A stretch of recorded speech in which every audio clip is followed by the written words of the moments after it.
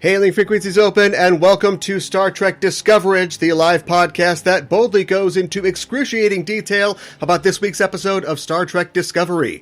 I'm your host, Aaron Coker, a.k.a. Caliban, and I've been in this podcast game for a long time now, but now that I'm 2 days away from retirement, I can finally... Oh my God! Yeah. Here's another one. Oh, I love the forest planet. I'm going to live forever. Oh! Tragic. Joining me on the show as usual is my co-host. She's also the co-host of the Generations Geek podcast, a more or less family-friendly celebration of geekdom. It's Ella Pearson. Ella, welcome back to Discoverage again. Thank you. I was going to say, this is so fun. I feel like we did Prodigy earlier, which is like the kids show. And now I feel like this is like Discoverage at night. Yes, Discoverage nights. It's good to speak with you again, since we last spoke 30 minutes ago. We talked about the 5th episode of Prodigy, and, all of our episodes about Prodigy are available in our show feed, so if you're a Prodigy fan as well, go check those out. But we're talking about Discovery here tonight, and what a long, strange road it's been. You were talking earlier to me about how it's been, I guess, 4 years since we've started this whole thing. 4 years? Yeah, and gone through the whole thing. When you think about it, this is, I think, isn't this or maybe it's just sort of deceptive because it's January till now November, but this feels like a quick turnaround for Discovery. They got it in the same year. I was thinking about it, and for a moment today, truly, I was like, this is crazy because they haven't aired Star Trek since before the pandemic. And then I was like, wait a second. No. Wait a second. That's not true. Yeah. So I truly have no sense of how fast or slow it was. Yeah, and we can just shift right into the news here. I didn't even have to call it out, but I did, because the news here, of course, is the fact that many international viewers are not going to be able to see Discovery at the same time that we are because of the change in the distribution. It's no longer being distributed through Netflix. It will be distributed through the Paramount Plus service, which is not available in some markets, and so that has been that's been kind of a controversy right now. And it's weird because we talked about this on the Prodigy show, but having come back, I mean, they really worked to get this out, didn't they? They were on the grind. Yeah, and it's important to keep the show fresh and to keep people looking for it, but they've also got all this other Star Trek coming out. So I wonder if they treat Star Trek as a brand, or if every show is a brand, and it's like, you guys do what you want, but we got to get this Discovery out again so people can get more Discovery. I think they just have it down to a science by now. Yeah. They're hitting the go button on so many different Star Trek shows that shooting a season of Discovery, that's nothing. We're launching, 80 other shows. Yeah. And plus they're not sharing studio space with cartoons. I mean, that's, that all takes place in a computer. So it makes it easy. Yeah. Yeah. I've already seen movements online where Twitter users and outlets are committing to try to minimize spoilers by putting, hashtag spoiler first before you talk about whatever it is. So fans who have not seen these episodes do not get spoiled. And so we are going to try to keep that up here. But hopefully, I hope everybody's watched the episode. We're going to talk about it right now. If you were still in England, you would not be able to watch the show. Well. Oh, I see. Aye. We are pirates here. My devotion to Star Trek goes beyond conventional capitalist society. Sure. Yeah. In the future, there is no money. So why would Your Honor, this is a joke. CBS. Yes. CBS, Paramount, if you're listening. This is a joke. I'm kidding. Hire me. Satire. Yes. Anyways, I'm very funny. Listen, here's the thing. VPNs exist. People are going to watch it. People are going to watch it anyways. It's true. Yeah. And I don't even remember how it was on Netflix, I guess, when I was there. So I watched it on Netflix. Yeah, yeah. And as I feel like Go ahead. I feel like I had to do some. I just feel like Just it was a little more VPN. complicated than that. I'm having a feeling that there is something more complicated than that. But maybe I'm just thinking about how I stayed up until 3 a.m. on Thursday nights. Yeah. My time. Yeah. Well, we don't know how you saw it, and we're only catering to people who have seen it, so it doesn't matter And to us. I don't remember because that was before I got diagnosed with ADHD, Your Honor. So Right. It's anyone's guess. Well, before Ella incriminates herself anymore, we'll move on. We've just seen the premiere episode of the 4th season of Star Trek Discovery. It's an episode called Kobayashi Maru, and we're here to talk all about it. But as I mentioned, we're setting a course for the spoiler zone, listeners, so be warned. We're glad you've decided to join us, but if you haven't seen the episode, spoilers are incoming. The official synopsis for Kobayashi Maru is, after months spent reconnecting the Federation with distant worlds, Captain Michael Burnham and the crew of the USS Discovery are sent to assist a damaged space station, a seemingly routine mission that reveals the existence of a terrifying new threat. The episode was written by Michelle Paradise, who is the co-showrunner of the show, and also Jenny Lumet and Alice Kurtzman. Kurtzman, of course, also co-runner, showrunner, and creator of the show, and Jenny Lumet, his writing partner. It was directed by Olatunde Osunsanmi, who, at this point, I'm going to stop listing his credits because he has been a director of Discovery all throughout the show. Many, many episodes directed by him. The episode's date, we don't know. We don't know a star date, and it remains to be seen if we will apply star dates in this new era that we're in. But suffice it to say, it takes place in 3189. Here's something that I mentioned on our Prodigy episode, but I'll say it again now. This, of course, came out at the same time as the Prodigy episode Terra Firma. It's the first time that 2 episodes were released simultaneously since 2019, December of 2019, when The Girl Who Made the Stars and Ephraim and Dot were both released. It's the first time that 2 episodes of 2 separate Star Trek series were released at the same time since the 26th of May in 1999, when DS9's The Dogs of War premiered in syndication the same week that UPN was airing Equinox for the Voyager episode Equinox. Woo! So yeah, full court press on Star Trek. Making history. I'd say so. And also, just wanted to mention that in the episode, when we see the Archer space dock unveiled, there's a little bit of Archer's theme in there, which is the, of course, ending credits theme of Enterprise. I didn't notice that, but I've only seen Enterprise once. Yeah, well, Singular viewing of Enterprise. It didn't work on you, but as an Enterprise fan, I felt seen. Someday I'll watch it again. Let's talk about some of the guest players on the show tonight. Of course, all of our main cast is back, but joining them are Sheila Horsdal as Lyra Rillick, the Federation president. Stargate fans may recognize her as Lieutenant Catherine Womack from the main series of Stargate. She's also appeared in bit parts in Atlantis and Universe as well. Bill Irwin returns as Su'Kal, and Irwin...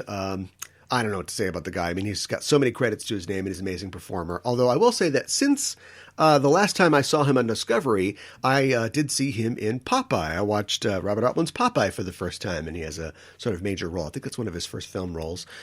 Orville Cummings appears as Lieutenant Christopher tonight, who is like the backup Bryce, I guess. He's the guy who's... What a solid, actor name. Yeah, Orville Cummings. Yeah, definitely. Yeah. Engrave that on an Oscar for sure.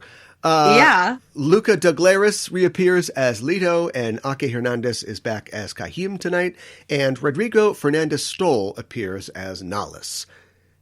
And I think that's all the business done. Let's get into it. First episode of Discovery this season. What did you think about Kobayashi Maru? And this is, you can win this scenario. You can win. You can mostly win. It's your opinion. You can win. You can get at least a B-. Yeah. And that's a win. Give me that good B- stuff. B- get degrees. So it's been so long. Oh, I enjoyed myself. But also the first thing I noticed is that I've forgotten how to watch Discovery, and that it started off with the first contact. Or I guess it didn't start. Was that later? Or was that the first scene? The first scene. butterfly people. Yeah. Mothman. Chapstick. Yeah. That was my first reaction. And I was like, my initial reaction was first contact. Ooh, get a bougie. Because we've been watching so much Lower Deck. Yeah, right. It's kind of a re-first contact, but yeah. Well, yeah. Oh God. Oh my gosh. You're right. It was a second contact. Clown. I don't know. I liked it. I wasn't put on the water. I'm really a sucker for a Kobayashi Maru reference. Is the other thing is that anytime anyone is like Kobayashi Maru, I'm like, oh my God, because you can't win, but you can also always win. You know, like I'm like, that's so smart. Yeah. No matter what they say about it. Yeah. I thought I like Kobayashi Maru references as well, and I thought that it was bringing it in was interesting because it's part of what looks like is going to be an arc, at least at the beginning here, maybe throughout the season, of Burnham's leadership, or at least her leadership style being kind of questioned. And I was a little... I know, it came out strong in the first episode with that, too. I was like, okay, so she's been captain for like 2 weeks. Yep. She's 5 months, but yeah. Yeah. And I think it was, I was reading I was a little disappointed because I was reading the synopsis, and it's like, after months spent, reconnecting with races, and I'm like, well, why wasn't that the show? Like, I want to see that. Like, it's going to be about this horrible anomaly that happens, but like I would have liked to have seen them reconnect with all kinds of bug related people. Yeah. But if we had seen that, then we would get an idea of what Burnham's leadership style really is. And I think we know Burnham as a character. I think we know what it would be. But I don't know why I feel like every season they've played this beat where is Burnham worthy to do what she does? And she always passes the test. The answer is always yes. And sure, this new president doesn't know her, but they bring another character on who goes, "You're not doing it right, Burnham. I'm gonna get you. I'm gonna show you that you don't have what it takes." And it's the fourth year. I mean, of the show. She told her we know she has what it takes. We know she does. She was like, "Oh, you can't captain my new flagship, but you're perfectly good to stay here." Yeah. But it turns into this philosophical debate, framed around the idea of the Kobayashi Maru. And she's talking to somebody who has absolutely lost people. She has won and failed at the same time. I don't know. It's almost like, we established that she was never in Starfleet, but her dad was or something like that. So she's so that kind of her dad has to be somebody. Yeah. So that kind of makes me I'm kind of in Starfleet too. And so she's arguing from this already. She's this politician that's kind of manipulative.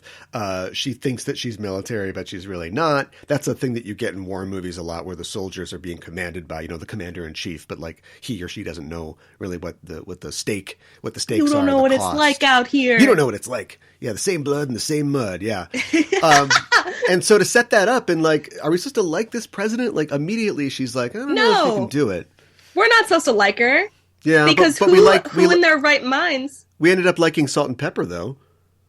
Yeah, but he didn't. He was snarky when. Okay, here I was thinking about this because this episode I was like, let's see if I still don't trust Admiral Salt and Pepper. Let's see if he redeems himself. Oh, no. And I was like, I trust him a little more. For some reason, I still don't trust him fully. He's got a cute little kid. Family's back, exactly. But plenty of people have had cute little kids, and they're still untrustworthy.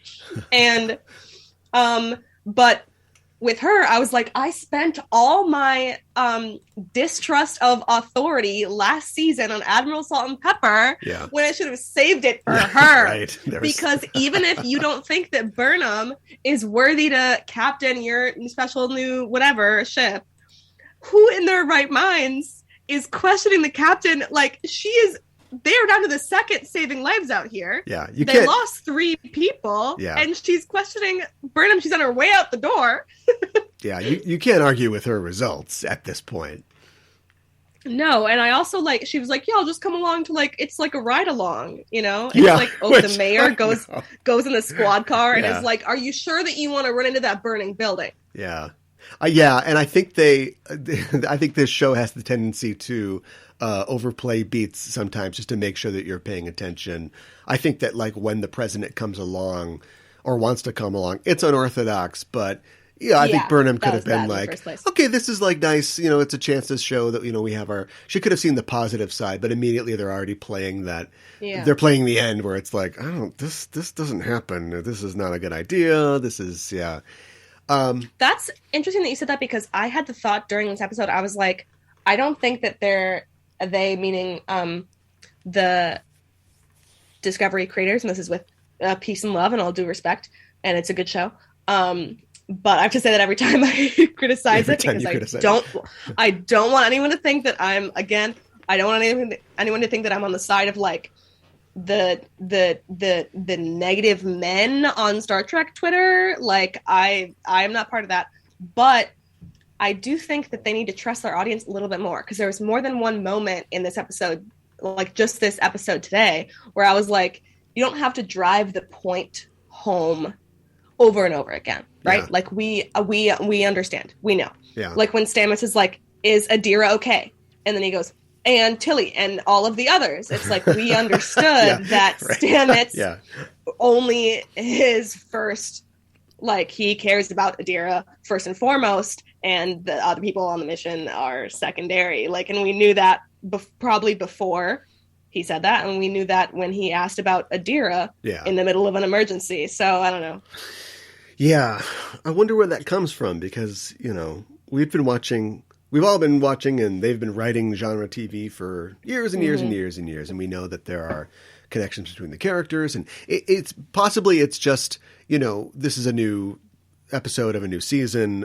They want to make sure that like new viewers get it. It's like in comic books, there's a philosophy that like every comic book could be somebody's first comic book. So every time Cyclops uses his eye beams, he has to mention the fact that he's got to be careful, keep his glasses on or he could hurt somebody. So I just kind of chalked it up to that. But yeah, it is true. I've seen beats like that before where they're like, oh, and then, or like, or Adira, becoming an ensign, and they're like, going on a mission now. And immediately they're like, "Oh, I'm ready to go. I'm kind of nervous. Oh, I shouldn't be talking so much." And it's like, well, that I was like, okay, so like one step too far with the dialogue. Obviously, impeccable performance and delivery. Love the character. And it's a good it's a good note to hit. They hit it already with Tilly in her first 2 or 3 years. They did. But if you want to make a thematic connection, then we need to like, have Tilly have a scene where she talks to her or says something, to the effect of like, yeah, I was kind of like that at one point. Yeah, because this episode, Tilly was like... They do go off together to the station. They're sort of working at the station together. Right? Yeah, but also, guy pulls a gun on her. Yeah, I know. Like, hey, slow down. Yeah. Cool as a cucumber. Yeah. That guy, I mean, like, we all saw it, right, coming, right? When he's talking about, like, the green fields of home. And then also he's the guy that pulls a gun on somebody. He talks about his boat, like the Live Forever that he just bought. He can't wait to get back to. Like, that guy he was going out at the end. I wanted Tilly to like do such like an action movie, like when he's distracted by talking about the area. Yeah, I was like, "Hey, get the phaser, go, Tilly, go!" Yeah. That whole scene was pretty cool. Just the whole staging and the idea of having them be like on the ceiling, but also kind of every time they cut back, they sort of like, maybe it's going to be upside down, maybe it's going to look, we'll have the cameras right side up. Getting a sense of disorientation, I thought that was really cool. And the Sparks budget this year is like through the roof. They've got the Sparks. The charts. Yeah. They've even got... by the finale, what if we run out by the finale? Oh, no, I'm sure they'll be fine. I'm worried about the flame tubes, though. Apparently there's just like... I know that things blow up sometimes when they get damaged, but there's just like constant like jets. Depower the fire jets. We don't need those right now. Divert all power like from propane it's tanks. Like, well, it's the future. It's the anti, in JJ Trek, we have the inexplicable gigantic tubes of water below decks. Yeah, right. Or in the lower decks, I should say. The ship is water cooled. So exactly. There was, I know that this has that updated aesthetic of like the J.J. Abrams films, but I think generally like the flares and the blinding lights are kept mostly to a minimum. But there was one scene where Adira had she was making some kind of point, or he was talking about something, and like right over Adira's shoulders, like this huge light that's just sort of like strobing into the camera. I think I know what you're talking about. Yeah, I was like, hello. I was like, what is that? Right. And then because was that before Burnham's ship got hit by the little meteor? Because I felt like I saw that and I was like, oh, it's nothing. Yeah. And then when the meteor was going right for Burnham, I was like, oh, it's fine. And then it destroyed the ship, and I was like, hello? Yeah, that was cool. That was like a dream come true thing. We hear a lot about, worker bees. It's one of those things that we know that are part of the lore, but you don't see them on screen. And we get a future worker bee with the like iPhone interface. I thought that was really neat. And she wasn't wearing a spacesuit, and I'm like, she should be wearing a spacesuit. But they've got the Iron Man spacesuits that just go. So yes, slaps the arc reactor, just pops out. Yeah, this was She did that. She did that thing. She did that thing where the captain's like, "I'll take care of it." It's like, Captain, you shouldn't leave the ship. But but now you've got the Federation president like yelling at her that she shouldn't leave the ship. And when it comes right down to it, it's like, no, you want Michael Burnham out there. She's going to action kill the hell out of this. And it reminded me. You know what else? Yeah, what? No, you go first. Well, I'll just finish my thought. Like, it reminded me of a little less bombastic, but like moments on TOS where the Enterprise is taking some Federation bureaucrat somewhere, and Kirk is, he's got the solution. He's like, we got to do this, we got to do that, and the Federation bureaucrat's like, I can't stand for this. I won't sanction this. And there's that sort of tension of authority. It's like, it's my ship, but I guess you could take it away from me, or could you? Do we have to look that up in the rule book? Look, don't get in my way. I'm trying to save the day here. I was going to say that I love when somebody is arguing with a Vulcan and they're like, well, this is the most logical thing to do, and here's why. Yeah. And it's like, and most of the time it's like, oh, they're right. And so I loved when they were arguing and Brennan was like, you want me out there, and it is the most logical thing for me to go. And I was like, pop off. Yeah. Yeah, I've done the math. Just trust me here. I do this all the time. Yeah. Plus, I'm not super excited about like a Bajoran Cardassian hybrid person. I was gonna say, what is she? Not like Cardassian? In Life or the World. Like it's fine. It's cool to be multiracial, but to me, like. No, I didn't want that to be taken the wrong way. But like, no, I know. but the racial like visual metaphor there is like, oh, in the future, it's all cool because there's a person that's half Bajoran, half Cardassian, and I'm like, that's not. Did she have things don't work? Ridges? Things don't work like that. Yeah, she did. Really? Yeah. Okay, hang on, wait, because I felt like I only, maybe I was just too excited. I only noticed. You can't, not during her speech to the cadets, but if you go to the bridge scenes, you can tell. Yeah, I only noticed the Cardassian thing because then I was sus because oh, maybe she does. Because what did you say? What did you say about? Did you say something about Garrick last episode? Did I on for Prodigy? No, like last week. Oh, I don't remember. And so she kept saying, my father, and I was like, I don't want any time travel. I was right. like, yeah. And I was like hesitant. No, you're right. Yeah, we did talk about that. Bring it up on the podcast because I was like, I can't even handle the way that I won't be able to handle it. I don't want any time travel garbage. No, they pop open a cryopod and I was scared. Like, please, I'll drop dead on the spot. And Una McCormack will have to deliver my eulogy after dropping dead and seeing Garrick on screen. Yeah. I can't. Well, anyway, I mean, it won't be. Yeah. I'm judging the character before we've seen any, just one episode with her. But I just think that, like, and that's our I know what went through the writer's mind. They're like, oh, so there'll be a Bajoran Cardassian person, and that means that they get along now. And it's like, yeah, but that is not how that works. You don't just like just because somebody has like French German heritage, demons. It isn't like, oh, good, World War II's all sealed up, everybody, yay! Don't worry about it. It's just not how it works. But anyway, interesting character. I like the idea of we had this a little bit with Admiral Salt and Pepper, but the person in the suit behind the desk who's like, "God damn it, Berman, you wrecked 20 shuttlecrafts." You know, like if she's going to be that role, I like that. What else is going on? We're on Kaminar, the Gungan world, apparently. They all live in the Gungan city. It was cool to see, we've got Sukal, of course, we've got Saru there, and then we didn't get any other names, but it's cool to see other, I almost said Gungan, characters.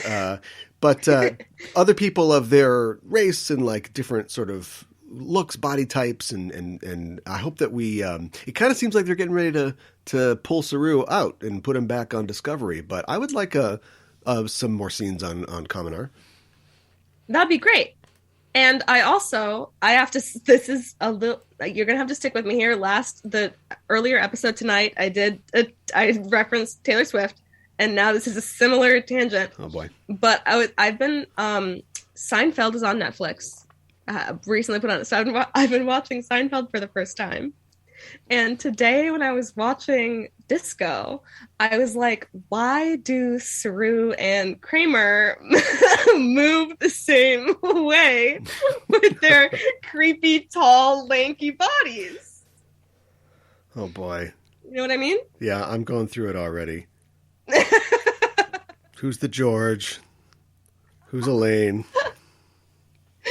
I don't know. All I know is I had to send I don't know. It was Kramer did this totally obviously tangent, but he did like a impression of like a basketball player, and he like bent over so he was on all fours, but his arms are so long that he like was just basically bent over at the waist and then already was on all fours. And I was like, this is terrifying. Yeah. And he looks just like Doug Jones. That's some Doug Jones stuff there. Yeah. Yeah. Anyways. I'd have to so see the him next thing that'll happen is they'll move to future New York, and right, yeah. Ian, whoever, they'll all get apartments. Anyways. Yeah. So stuff's going on there. What idea did you get? What are those scenes about? It seems like the Kelpians, obviously things are better. They are ahead of where they were, of course, the last time we saw them. I don't know. Those things look pretty scary still in the water. They didn't really say much. Yeah. But their eyes were glowing. I wonder if Saru will be forced to sort of choose if something will happen in Kaminar will try to break away from the Federation, and then he'll be kind of stuck between two worlds. I mean, I think he already kind of is, because it's like he misses Kaminar, but this like isn't his Kaminar. I mean, I'm sure he's very happy that it's more peaceful, but like his family isn't there, and he's got what's his face, who still seems a little screwed up, if I'm being honest. Yeah, not quite right in the head after growing up all alone, but like really the only family he has in that, like in the time that they're in, is like back on Disco. Yeah. So I think he's already kind of torn. I don't know.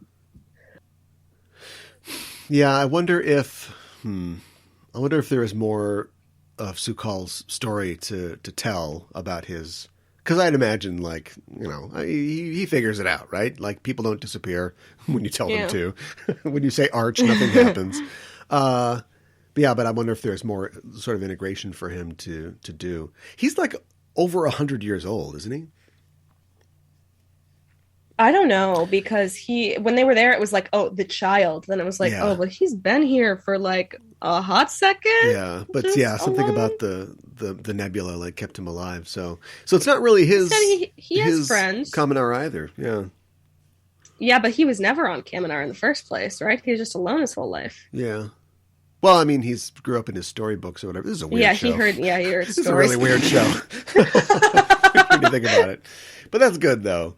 Let's talk about the distress call that Discovery has to answer for Deep Space Repair Beta 6. Write that one off. That didn't work out. But they have to try to save these people. Something's happened to them.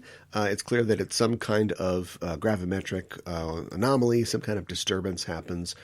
And the Discovery acquits itself pretty well. I mean, okay, yeah, 3 people died, and they're sad about that. But everybody could have died, and I like the fact that even in this first episode, the show's just like, how this works. Like everybody's doing. Detmer's over here. Everybody's Reese is doing his thing. Bryce is doing his thing. Everybody's figuring everything out, and they look pretty good. Yeah, I mean, they definitely. It's a very well-oiled machine, as it were. Even with with Madam President there before she screwed. Well, she didn't screw everything up, I guess, but she interrupted. Interrupted. Yeah. Well, yeah, and then she helped out kind of in her own way. Like having her be like the authority figure, and we know that Trek hates authority figures. They're always bad guys. But what she does, which is basically look at this guy's service record, like while they're trying to figure out how to talk this guy down, and learn some personal things about him, and then like talks to him and sort of talks him down like a negotiator would. If Commander Riker had thought to do that, it would have been fine. But because this president is doing it, it's supposed to come off as like, oh, she's a dishonest politician. Like, I can't believe that she did that. I thought the framing of that was strange. I think it's intended to set her up as somebody that we can't trust. But I feel like I've seen other Star Trek characters do similar things before. Yeah, I was a little torn because I was like, I fell very easily into the, she's a dishonest politician. I don't trust her. Right. Get her off the bridge. But you don't think that they are just setting her up as like a Trumpian figure? It's funny that you say that because I just had to hold myself back from making a lock her up joke. Oh. I was like, too soon, don't but her do subspace it, communications. Yeah. I mean, this this show doesn't look too far into the past for inspiration in its storyline. So I wonder if we'll have Burnham up against a sort of charismatic figure who is not who they appear to be. I hope it's not quite a Trump metaphor because I can't go through that again. I just went through it in real life for 4 years. I don't need it again. Yeah. It's still happening. Yeah, I agree. It'd be nice if they could just figure this out already. Also, I trust Burnham as a captain. I think it was correct to push her into to be a leader because I think she is at heart and she had doubts. But really the mission that I wish Madam President would have seen is her biffing the second first contact with the Mothmen because she brought her boyfriend with her. Yeah. That's true. And then she's like, do the empathy thing, which is apparently the only reason why she brought Book in the first place. And he's like, I don't think they want to. It's like, then get back on the ship, you stupid idiot. Right. Oh my God. Yeah, this is like the 6th stop they've made today. So they're tired. They're like, should we read the thing? Oh, don't worry about it. And later on, they're like, oh yeah, we have a queen cat that eats meat. And it's like, buddy, you just said my 3 least favorite things. Get ready to die. It's driving me crazy. And so then when Madam President was like, I don't think you're ready for that. I was like, honestly, if I were the president of the Federation and I saw that buffoonery and and the captain's boyfriend just bonking around in the shuttle bay with his cat, I also would be like, I don't think I'm going to promote you. Yeah, okay. Because what's going on? I guess that's true. Yeah, I mean, but this is the early. Well, this isn't anymore. This is the 32nd century. But they come from a pre-Kirkian age where Kirk will tell you every time that he's a soldier, not a diplomat. And he's going to run out there and punch everybody until the problem's solved. And so I think you could have read the Wikipedia article about the Mothmen, but instead, let's just go down there and give them the dilithium. That's what they want, right? It's like I think that Starfleet. I don't really have a problem with Book. I think it's funny when Book's there, but I don't really have a problem with him being there in general because I think if realistically you're gonna have a Starfleet, there's gonna be ships out there. Like they're gonna be pretty far away. I don't know. It's like having like a franchise, and they're like, oh, that's the regular. He's just always here. Right. If we don't charge him, he just sits there and he drinks Sprite from the or whatever. But they're just like, yeah, send Book down for this like very intense second first contact. They already don't trust us. We're gonna land not with the Federation ship. We're gonna land with Book's ship. I was like, this. They should have known what was gonna happen here. Yeah. Anyways, maybe a little unprofessional. Send the Animal Man. He'll do the thing. send that dude with the cat that's always here. Yeah, can make him do something. is that? We're running out of Sprite. Get him out of here. I'm suddenly feeling like a hypocrite because someday someone's gonna be like, that girl with the cat is always around, and I'll be like, hey, what's going on? But still, well, it looks like he's not going anywhere anytime soon because there's nowhere to go. No, jeez. Also, is Grudge? I'm like bad mouthing Grudge. Is she okay? Did we see her at the end of the episode? She's on his ship, right? Which is on the Discovery. So. Yeah, I but the ship also so. kind of took a couple of hits there. That's true. Like they'll show the human actor fly across the room, but they won't show the cat fly across the room. Also, there were like rocks. He was like flying across the bridge. Yeah. There was like rocks. Yeah. I was like, where'd those come from? Anyways, I hope Grudge is okay. It's just it is a bad episode to be a guy who's about to retire or to be a young innocent young boy. Everybody, all the sacrificial lambs got it in this one, but bad day to be the captain's boyfriend. Yeah. When they were first on Kajang, the planet, and they were talking about the thing, and they're doing the ritual and the sap, I thought, oh, this is nice. This is interesting. And they have a very, you almost expect them to have pointed ears. You know, they're like sort of like elven kind of guys in the very woods. Very Lothlorien. Yep. Yeah. And when the birds flew up, I was like, oh no, Crebain from Dunland. But that was really spooky later when he was cruising around and then he flies up and I think all the birds were dead and they're just like hitting They were dead. They were falling. Yeah. That's kind of scary, but I didn't expect that the whole planet was going to get nuked. That was crazy. And I also was like, it was funny because earlier I was like, first of all, I was like, they're slicing that little kid's hand open for sure. For sure. They're slicing his hand open and it's going on the route. Right. Yeah. Appreciated that wasn't it. But then he was like running and I was like, something bad's going to happen to that kid. And then it didn't. And I was like, oh, I got to relax. I got to settle down. Not so much. I'm too tense. I'm like, they're going to murder the 4-year-old. And guess what? That's what happened. Yeah. So it's, I don't know. I mean, obviously it means that, you know, Book will be on the ship now. There's no reason for him to not be on the ship. And usually they do things like this to motivate a character. But I mean, unless we find out that these are like gravity shots, like fired from like somebody is doing this, which somebody has to be behind it, right?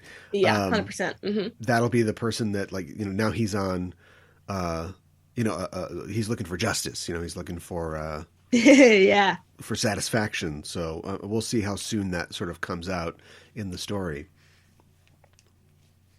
Because the whole maybe he'll join up. Oh, maybe, yeah, maybe. At this point, I mean, like, look, they're just giving pips out left and right. I think everybody on the bridge is a lieutenant commander now. It's almost like it's 1,000 years of delayed promotions. Here you go. You guys all did a good job. Yeah, that's the key. Yeah, only Lieutenant Christopher is still a lowly lieutenant, and I guess Tilly's a lieutenant too. But so it'll be interesting to see. You know, the whole thing with the Emerald Chain. Like the last season took a while to kind of. I forgot about that. Yeah, it took a while to find. Because we were getting introduced to the new era and all that, but like it took a while to kind of find its feet. So I wonder if we'll have more places getting sort of savaged by this anomaly, or if we're just going to, like, you know, okay, we found out that this is where the thing is, and we got to go check that out, and the dominoes will fall from there. I don't know. We can't have them just following anomalies around for another season. It's got to be. Yeah, it's got to be something different. Yeah. It's got to be something slightly different. Yeah. I was interested to hear from the president about the next gen Spore Drive. I wonder what a next gen Spore Drive would be. And then also they talked about the Pathway Drive prototype on the Voyager J or whatever it is. Yeah, that was wild. I was like, what did she say? Yeah. And on our last episode, just a little while ago, we were talking about Prodigy. You were talking about like how the engine arms race, you know, how like warp drive isn't enough. What's the next thing? What's the next thing? And so here in the 30 Gotta seconds, beat Russia to the moon. Right. Yeah. Right. Here in the 32nd century, like I wonder like what the next thing is. Do you think? I mean, maybe it is. Maybe they're like those Vulcans are going to make a better transportation vessel than us soon, and we got to get there before them. We got to hit warp 15 first. Yeah. I wonder if maybe the Spore Drive will be copied by other races or societies. You know, if everybody gets a Spore Drive, what that'll be like. Listen, the space race never ends. Because it's kind of like that's a very Star Wars kind of thing. You know, like with hyperdrive, you can it takes a while to go somewhere, and there's different speeds of hyperdrive. But basically, when you hyperdrive into a system, you just appear.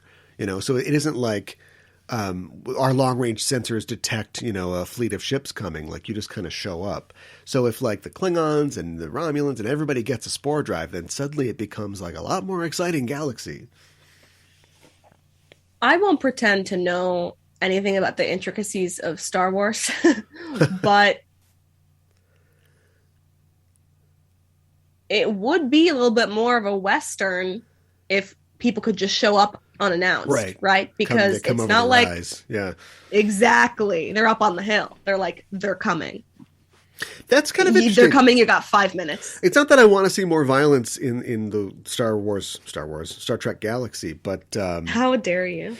Sorry, but it would make things like like a Federation headquarters with a shield, sort of like a palisade wall. It would make that more important. You know, it'd make outposts have to worry about their defense in that way more, and it'd be a more paranoid kind of galaxy. I mean, we just did a couple wars, so maybe they won't do that, but that is an option. No, I'm down for like a good like some tense like politics this season. We've had so much action and so many like mystery anomalies and just some really like tense political situations. Yeah. Some good dialogue, some Game of Thrones like dialogue. That'd be great. Yeah. I will say that the action in this episode was great. Like the whole fantastic. Getting to the station and then having to help people on board, and then Burnham's trying to clear out the thing, and all those sequences I thought were really tense and really well paced and really well done. It was so when she was like when the thing hit her, the worker bee, I was like, how long are we going to sit here like this? Because I have like a very vivid memory of watching like some cartoon with my grandpa when I was 5, where they had like sci-fi cartoon where they had to like bust out, and the dude was like, it's fine if you exhale, just exhale all the air out of your body. Otherwise it's like bad because space, well, I don't know. But sure. I was like, exhale, burn up. Sure. Exhale all the air. Don't you watch The Expanse, Burnham? Come on. Actually, she did that in the pilot. She was in Vacuum in the pilot. She did? Well, but she talked her way out, didn't she? Yeah. But like her eyes, started to freeze over, which is kind of creepy when you think about it. Listen, space is creepy. It is a scary place. And no one can hear you scream there, apparently. No, not at all. I think, anything else that you want to cover? We've talked about a lot. No, I don't know. I think we got through a lot of it. It was very like lots happened. It was very fast paced. Yeah. I enjoyed it. I thought it was pretty solid season 4 premiere. Yeah. Yeah, they seem to be back with energy, with a vengeance, and getting right down to it. And I'm glad that it's back. Me too. I was thinking that while I was watching this. I was like, really all, we're in like a pandemic. There's been some L's that we've taken recently as a group, and me personally, let's not bring up the van. Don't bring up the van, Aaron. How could you do that to me? I'm not going to do it. But I was sitting there watching Disco, and I was like, I'm very like happy. I'm very content. Like it feels as Star Trek should to me and does to many others. It feels almost, like coming home, one could say. Yeah. Yeah, it was good. Yeah, I think so too. And that's when things go wrong. I think that hey, we did it. We cleared it, I think. We did it. We did 2 episodes in one night, just like Star Trek. This is, guess what? It's historical because this is the first time we've ever done 2 episodes in one night. Yeah, that's enough for me. I'm sure we'll end up doing this sometime in the future, the way their schedules overlap. But I think it worked out okay. Yeah, I think it worked out great too. It was like Nick and then Nick at night. Yeah, right. No notes for this. Well, that is it for our show this week, and thanks for joining us, listeners. And if you like what you hear, you can follow us on Facebook and Twitter at EISTPod for updates and to get notified when new episodes of both Enterprising Individuals and Discoverage are released. And you can tweet to us on the show by using the hashtag Discoverage or email us at eistpod@gmail.com. And while you're on the internet, why not head to your listening platform of choice and subscribe to our show feed, give us a rating and a review, because it really helps us out. And if you want to help the show grow, stop by our Patreon page at patreon.com/EISTpod. And as always, if you like the show, tell a friend. Discoverage will return next week for the 2nd episode of Star Trek Discovery's 4th season, and that episode is called Anomaly. We'll be talking all about it. We probably won't be back on Thursday the day, because it's Thanksgiving, but stay tuned to EIST Pod on Twitter to get notified when we do go live later that weekend. We'll be going live once again at 8 p.m. Central, so join us then. You can follow us on Twitter or Facebook at EIST Pod to get notified when we're live and broadcasting. In the meantime, check out our main show, Enterprising Individuals, at enterprisingindividuals.com. Every Wednesday on the show, I and a special guest discuss in excruciating detail a selected episode from a Star Trek series. We also have news from the Trek Sphere and interviews with special guests. And the show is currently on hiatus, but you can listen to all 6 previous seasons of the show. That's 314 episodes on enterprisingindividuals.com or wherever you get your podcasts. In the meantime, why not check out the other Star Trek podcast on our network? It's called Backtrekking, and on it we look at the real-world inspirations behind your favorite episodes of Star Trek.